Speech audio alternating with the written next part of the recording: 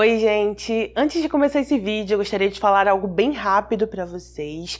Eu senti no meu coração a necessidade de fazer um outro canal por N fatores, tá? Vou deixar o link desse novo canal aqui no comentário fixado para quem quiser clicar, ir até lá e conhecer um pouco mais do que eu pretendo fazer nesse canal. Assiste o vídeo, se você se identificar, se inscreve, fica lá comigo. Mas se você não se identificar, não tem problema, continua só aqui que eu vou continuar te amando do mesmo jeito. Mas se você for pra lá, eu também vou ficar muito feliz, obviamente, né? Mas é isso, recado dado, não se esqueça, eu vou deixar o link aqui no comentário fixado e aguardo você lá, tá? Bora pro nosso caso de hoje.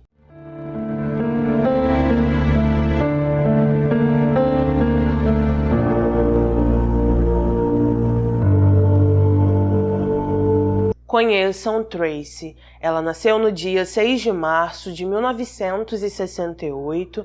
Ela era uma mulher de 22 anos que vivia no Alabama, Estados Unidos. Tracy foi descrita como uma mulher tímida e bastante doce também. Por volta de seus 16 anos, ela conheceu um jovem 3 anos mais velho que ela, chamado Carl. A partir do momento que se conheceram, eles se aproximaram, começaram a namorar e no último ano do ensino médio ela acabou engravidando e por isso os dois se casaram. Ela deu à luz a uma linda menina, aparentemente no início os dois se davam bem. Com o passar do tempo, de acordo com relatos, Carl se tornou uma pessoa bastante difícil de lidar, era controlador, não gostava que Tracy fizesse coisas sem ele ou que ela fizesse coisas que gostava, tentava fazer de tudo para ela ficar ali naquela bolha que ele criou e também às vezes era agressivo. O que acontece é que Carl nega isso, ele diz que nunca foi agressivo com Tracy, que ela era o amor de sua vida, que os dois viviam felizes, muito bem, e que o intuito de Tracy sempre foi ter uma família estável e feliz. Enfim, em determinado momento da vida desse casal, infelizmente as matérias não se diz o ano que isso aconteceu, mas eles colocaram um casal de amigos para ficar com eles durante um mês. Essas pessoas eram Dawn, que acabou se aproximando de Tracy enquanto morou com ela, e seu noivo Jeffrey, que era amigo de Carl e também trabalhava com ele. Depois desse mês, os dois saíram da casa, continuaram vivendo suas vidas separados, mas a amizade entre os casais continuou. Por volta de 1989 ou 1990, Tracy e Carl decidiram se separar. Eles não fizeram isso legalmente, só disseram que iriam se separar, porém os dois continuaram morando na mesma casa. Aparentemente foi Tracy que quis continuar assim, ela queria que sua filha crescesse com os pais morando juntos e Carl aceitou. Algum tempo depois ele arrumou uma namorada bem mais nova, nas matérias não se diz se Tracy sabia disso, enfim, só dizia que apesar de separados, os dois continuavam vivendo na mesma casa.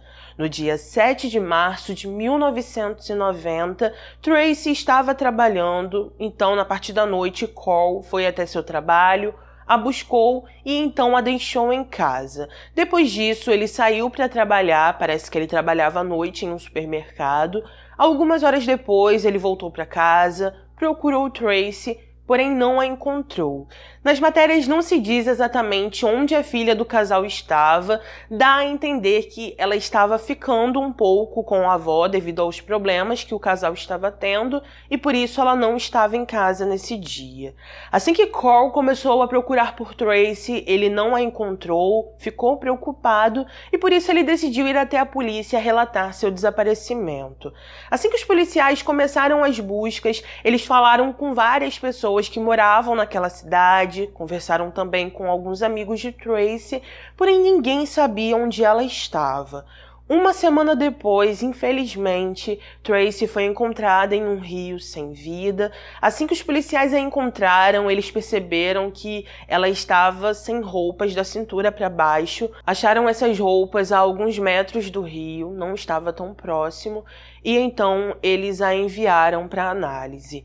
Ainda durante as investigações, os policiais descobriram que esse rio era um lugar onde Tracy ia bastante. Parece que ela vivia se encontrando nesse lugar com as amigas, porém ela nunca entrava no rio porque não sabia nadar e aparentemente tinha pavor de água. Assim que os legistas começaram a trabalhar, eles informaram que Tracy perdeu a vida porque alguém a afogou. Disseram que também havia algumas marcas em seu pescoço. Por causa disso, concluíram que antes do ato a pessoa também a estrangulou e que não havia sinais de abuso. Eles disseram que apesar dela estar sem essas peças da cintura para baixo, eles não encontraram evidências que provavam que um abuso aconteceu naquela noite.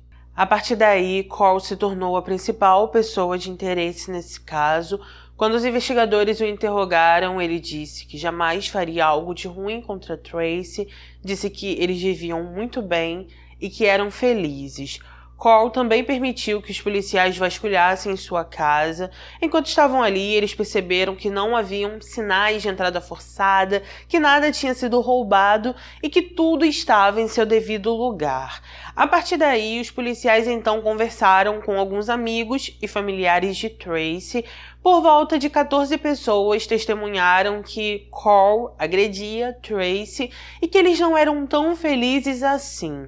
Uma dessas pessoas foi aquela mulher que morou com o casal por um mês. O nome dela, conforme falei pra vocês, era Dawn. Na época, ela era noiva de Jeffrey. E ela contou que Cole e Tracy não viviam tão bem quanto ele estava querendo mostrar. Ela disse que em uma certa vez eles estavam sentados para jantar, que Tracy estava conversando com o marido e perguntou se ele poderia lhe dar dinheiro para ela poder pagar a luz. Ela contou que nesse momento Cole ficou com muita raiva, foi até Tracy, a agrediu e também mencionou que poderia tirar a vida dela. Dawn disse que quando percebeu isso, ela se aproximou, tentou afastar os dois e ficou ali até que eles se acalmassem para que nada de ruim pudesse acontecer.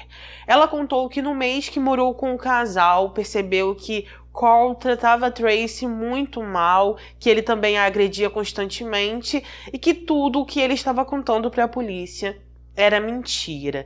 Ela disse que não só ela, como muitas pessoas da cidade já tinham percebido como ele tratava a esposa, que após o ocorrido ela foi fazer compras em um supermercado, que enquanto estava ali ela escutou uma conversa entre duas pessoas, elas estavam falando sobre Tracy e disseram que com certeza Cole tinha tirado a vida dela. Conforme falei para vocês anteriormente, Cole já estava no radar da polícia há algum tempo. Além dessa questão das agressões, eles acabaram descobrindo que ele estava namorando uma jovem de 17 anos. Souberam também que, em inúmeras conversas que o casal teve, ele disse para essa adolescente que ele queria se casar com ela, mas que ele não poderia se divorciar legalmente de Tracy, senão ele teria que pagar pensão para sua filha. Quando os policiais falaram com Cole novamente, ele confirmou que sim, estava namorando com essa jovem de 17 anos, mas que o que ele disse para a jovem foi mal interpretado pelas pessoas. Os policiais então continuaram investigando aquele homem. Eles não conseguiram evidências concretas contra ele, também não conseguiram encontrar nada novo para esse caso, e por isso o caso de Tracy acabou sendo arquivado. Com o passar dos anos, Cole falou com os jornalistas que ele sempre ligou para a polícia para saber se eles tinham alguma novidade, só que os policiais disseram que Cole estava mentindo, que ele jamais ligou perguntando se eles tinham algo novo ou se tinham encontrado o culpado de ter tirado a vida de Tracy. Após o que aconteceu com Tracy em 1990, Cole se mudou da cidade onde morava porque todos suspeitavam dele e em uma entrevista que deu, ele disse que precisou sair daquele local porque tinha que seguir com sua vida. Ele falou que se mudou para a Carolina do Sul, conseguiu um emprego, começou a namorar e teve outra filha. Sobre a filha do casal, ela tinha 4 anos quando perdeu a mãe. Após o ocorrido, ela foi criada pela avó no Texas e não teve mais contato com o pai. Em uma entrevista que deu anos depois, Carolyn, a filha de Tracy Cole, disse o seguinte: Eu tinha 4 anos quando minha mãe se foi. Eu chorava sem parar e dizia: quero minha mãe, quero minha mãe. O repórter então perguntou: o que você cresceu pensando que aconteceu com sua mãe? Carolyn respondeu: eu sabia que alguém tinha tirado a vida da minha mãe e, com o passar dos anos, descobri que meu pai era um dos suspeitos. Como cresceu ouvindo coisas ruins sobre o pai, Carolyn nunca teve o interesse de se aproximar dele. Disse que sua avó sempre fez de tudo por ela e que lhe deu mais do que o suficiente. Quando estava com 21 anos, ela disse que o pai entrou em contato, que eles se reencontraram, mas não falaram nada sobre Tracy. O repórter então perguntou: você queria perguntar a ele sobre sua mãe? Carolyn respondeu: sim, eu sempre quis fazer perguntas, mas do jeito que todo mundo o retratava, eu não achava que ele me diria a verdade. Eu tentei juntar as peças e isso eu fiz por muito tempo. Eu tentei juntar todas as peças para fazer tudo ter sentido. Quando a avó de Carolyn faleceu, ela decidiu voltar ao lugar onde morou quando era criança. Ela começou a fazer perguntas para as pessoas da cidade, perguntou o que aconteceu com sua mãe em 1990, também falou com alguns investigadores e assim o caso de Tracy foi reaberto. Assim que as investigações recomeçaram, os policiais falaram novamente com todas as pessoas que viviam pela cidade naquela época.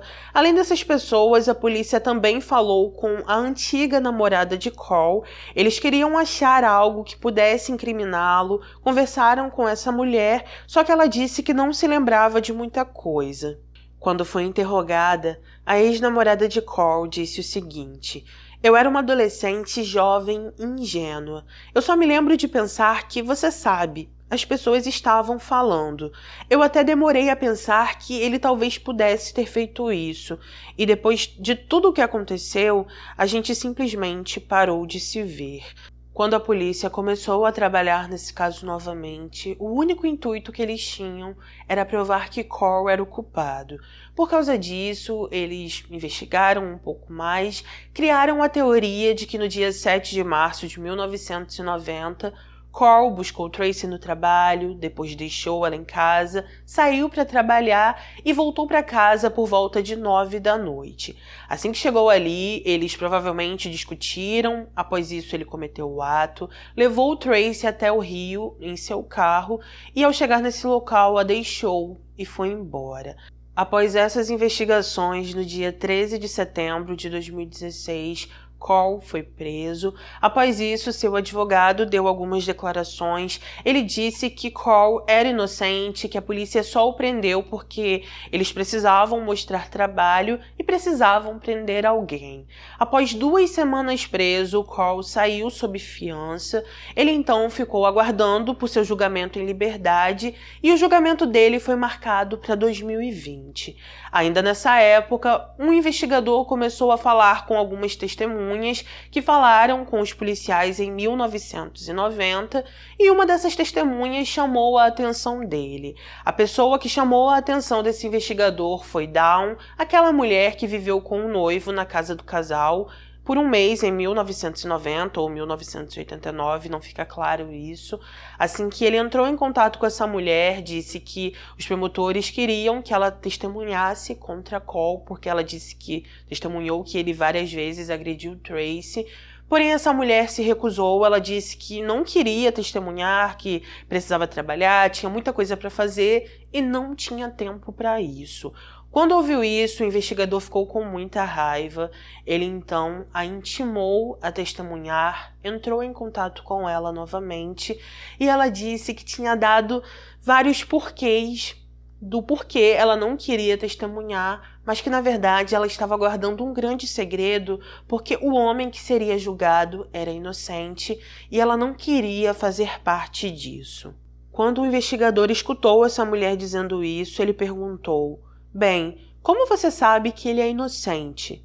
Ela então respondeu: eu sei que ele é inocente porque o homem que cometeu o crime confessou para mim na noite em que tudo aconteceu e esse homem é meu ex-marido.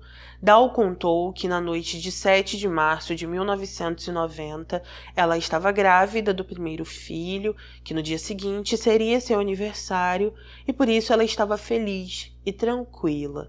De acordo com ela, naquela noite, o marido chegou em casa enquanto ela estava dormindo. Na verdade, ele ainda era noivo dela nessa época. Assim que chegou em casa, foi até o quarto, chamou por ela e então disse que tinha tirado a vida de alguém por acidente. Dawn disse que perguntou a ele o que aconteceu. Segundo ela, Jeffrey explicou que foi até a casa de Carl para poder falar com ele. Ao chegar na casa, soube que ele não estava. Disse que tentou convencer Tracy a sair daquela casa, a abandonar Carl, porém ela não quis. Ele disse que nesse momento os dois começaram a discutir, ele então acidentalmente tirou a vida dela e então a levou até o rio, onde a deixou. Ele falou que não queria que Carl chegasse em casa e encontrasse Tracy daquela forma e por isso a levou até aquele rio. Ainda durante seu depoimento, Dawn contou que pediu ao ex-marido para ir até a polícia quando soube de tudo. Ela disse que ele se negou, falou que não queria ir até a polícia e pediu que ela ficasse quieta a respeito disso. Dawn disse: "Eu tive uma escolha impossível de fazer. Eu realmente lutei. Tracy merecia justiça, mas o custo seria muito alto para mim. Eu teria que jogar minha vida inteira fora. Eu estava prestes a me casar, estava grávida, e esse bebê merecia uma chance de uma vida com uma família amorosa e também precisava de uma mãe e de um pai." Ela também mencionou que mesmo se ela fosse até a polícia, seria a palavra dela contra a palavra de Jeffrey e a polícia não iria acreditar nela. Dawn disse que foi honesta quando a polícia a questionou sobre como Carl tratava sua esposa e disse o seguinte: "Cada palavra da minha declaração foi verdadeira. Eles nunca me perguntaram: quem você acha que fez isso? Saí de lá naquela época e me lembro da sensação de alívio porque eu não precisei mentir." O repórter então perguntou: "Você sentiu que estava mentindo por não contar a eles?" Dawn respondeu: "Claro, eu me questionei várias vezes." Durante o interrogatório, os policiais descobriram que, apesar de Dawn ter sido interrogada na época por ter morado com Tracy Carl por um mês, Jeffrey não foi interrogado porque os investigadores acreditavam que ele iria contar a mesma coisa que a noiva.